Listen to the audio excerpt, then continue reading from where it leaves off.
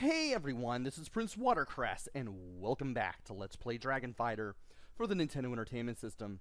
In the last video we played through Stage 2, and now it's time to play through Stage 3, which seems to take place in some sort of water tower, or, well, water temple, really. So, let's begin.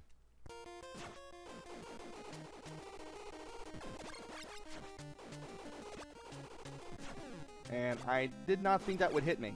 So the fish, if they see you, they will spit projectiles at you. And you also have these pink flying things that will show up every so often shortly after the start of this place, which can make them a bit of a pain to deal with. There's some health. And you also have these bouncy things that bounce less and less the more you hit them.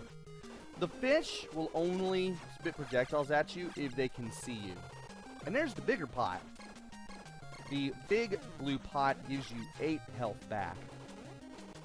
And as much as I would like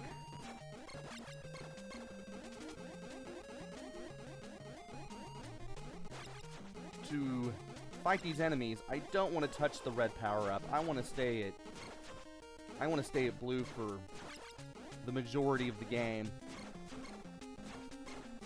I mean, it feels like a good idea to do so. Now these yellow things will spit out rings if you strike at them. If you just don't jump and strike at them, they just leave you alone. And the soldiers will poke at you with a trident if they get close enough to you. If they get stuck behind a wall, they do that. They push themselves back, and then they jump at you.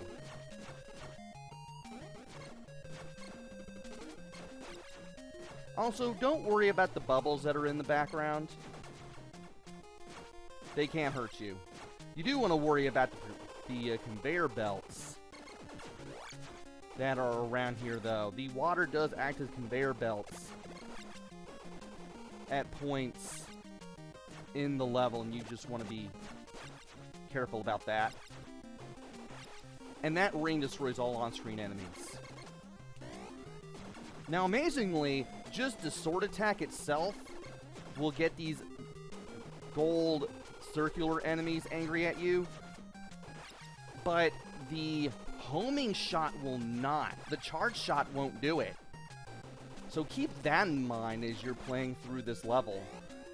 Like, I kept swinging the sword, that's why this thing suddenly attacked. It's not the homing shot. Although sometimes you may be able to get it to just get angry at you just by jumping around or moving around or just being near it. So you still want to be careful with these specific enemies at times. And I am taking more damage than I would like. And I am not liking that at all one bit. I managed to take out 2 of those things. Oh, come on! Well, we got some health back.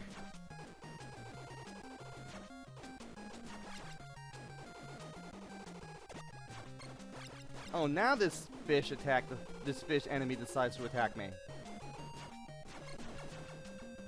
Yeah, you want to be ready to really strike with the sword in case these guys suddenly start approaching you, those guys with the tridents.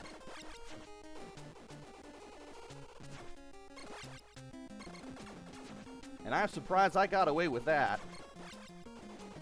I didn't think I would. You want to watch out for the projectiles and just pay attention to what you're doing and what's going on the screen.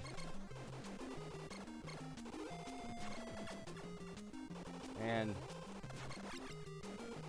the charge shot is now starting to pay dividends here. These yellow things, they do turn into enemies if you get close enough to them. They will jump all the way to the ceiling, stick to it, and then turn into something else and fire a projectile at you. I would much rather use the homing shot for this. I hate that these things will always strike at the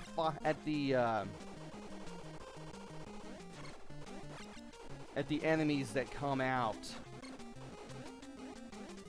from out of nowhere to fly at you. And that these things will just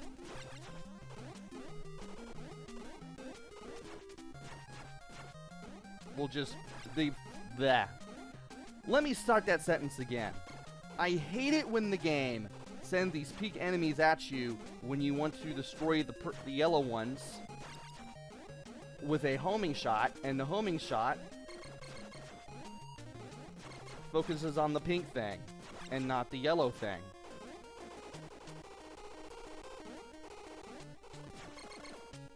And then I have to be rather crafty to get them to not do things. And yeah, sometimes these enemies will show up from the bottom and top of the screen, which can make them a pain in the butt to deal with. And yeah.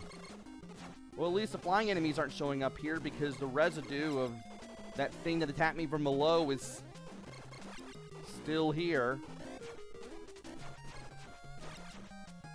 And you gotta beat the magic distance for it for the yellow enemy to, you know, not hit you. And maybe I can hit you to get some health, but I guess not.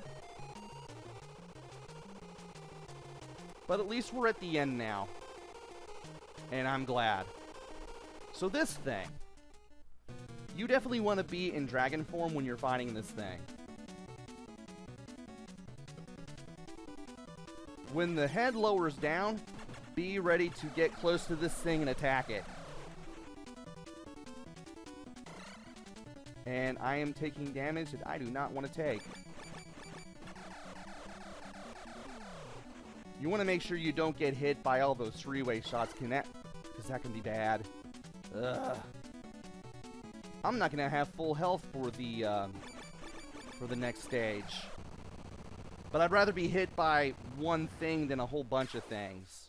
Which is why I'm staying in dragon mode the whole time. So yeah. Avoid the projectiles. Wait for the faces to drop down. And use your dragon form to shoot at the face as much as possible. And then avoid the three-way shots that come out of the four faces afterwards. When you're not seeing the three-way shots, you're going to see those little ring projectiles come out of the faces at the far ends, just arcing downwards towards the ground from the sides, and then arcing their way back up when they go from one side of the screen to the other. That's pretty much it. So you can avoid stuff if you're not in dragon form. Just be prepared to move. And that's a good start for stage 4 there. Let's go ahead and grab that withered staff so that way we can get to stage 4 and enter a rather interesting stage in the game that we will play in the next video. So join me next time where we play stage 4. Until then, this is PrinceWatercress. Take care, stay safe, and thanks for watching!